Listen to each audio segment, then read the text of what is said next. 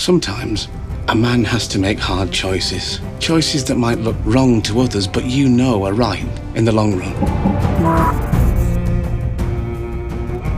Avons-nous des devoirs envers nous-mêmes?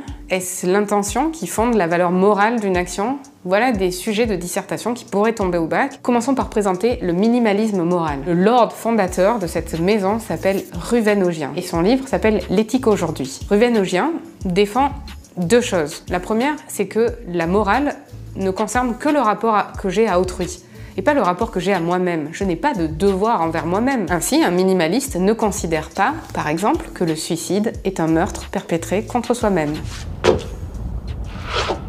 Lorsque deux adultes sont consentants, ce qu'ils se font entre eux n'a aucune importance morale. Ainsi, un minimaliste considère que Jaime et Cersei Lannister s'aiment, ont choisi librement de s'aimer et que peut-être que ça nous choque. Mais puisqu'ils sont consentants, ce n'est pas immoral. Il faut faire la différence, dit Ruvén-Augien, entre le préjudice et l'offense. Un minimaliste défend le droit d'offenser. Pour le coup, si mon action cause un préjudice à qui que ce soit, évidemment c'est immoral. Things I do for love.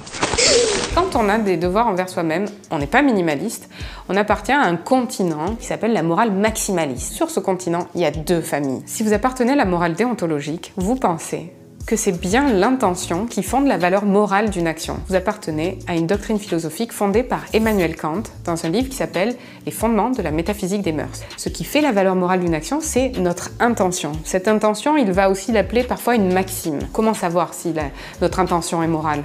Il faut donc le faire passer un test que Kant va appeler l'impératif catégorique. Il faut se demander si on peut universaliser la maxime de notre action. Imaginez que vous jouiez à un jeu vidéo qui s'appelle Sims. Imaginez que vous paramétriez tous vos personnages de sorte qu'ils suivent la même maxime que vous. Est-ce que ça dessinerait un monde viable? Si la réponse est non, votre action est immorale. Il y a une autre recommandation de Kant, c'est de toujours traiter autrui et nous-mêmes toujours comme une fin et non simplement comme un moyen. Quand on est kantien, ce que fait Tyrion, à savoir d'aller voir une prostituée, c'est parfaitement immoral.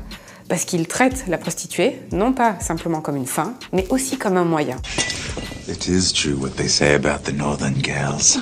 Si maintenant vous faites partie de la famille conséquentialiste, votre lord protecteur s'appelle donc Jeremy Bentham. Et lui, ce qu'il va soutenir, c'est que c'est pas du tout l'intention qui est la cause de la valeur morale, mais ce sont les conséquences de notre action. Au moment où nous engageons une action, il faut effectuer une délibération morale et il faut peser les conséquences de notre action. Il faut choisir des conséquences qui promeuvent le bonheur du plus grand nombre de personnes. Et parfois, ça peut avoir un caractère horrible. Par exemple, dans Game of Thrones, toujours. Si on se rappelle des noces pourpres, tuer comme ça 10 personnes dans un mariage, tuer 10 personnes tout court, ça peut paraître atroce. Eh bien, Bentham dirait, c'est moral. Parce que en tuant 10 personnes, on sauve la vie d'une dizaine de milliers de personnes. Et au nom de cette pesée, quasiment mathématique, notre action devient morale. En résumé, si on tombe sur la morale, sur le devoir, il faut penser à Ruvén-Augien dans L'éthique aujourd'hui et à cette thèse minimaliste selon laquelle nous n'avons pas de devoir envers nous-mêmes. Il faut penser à Kant, bien sûr, dans les fondements de la métaphysique des mœurs et à cette idée que c'est l'intention qui fonde la valeur morale d'une action. Et enfin, on pense à Bentham pour dire que ce sont les conséquences qui fondent la valeur morale d'une action.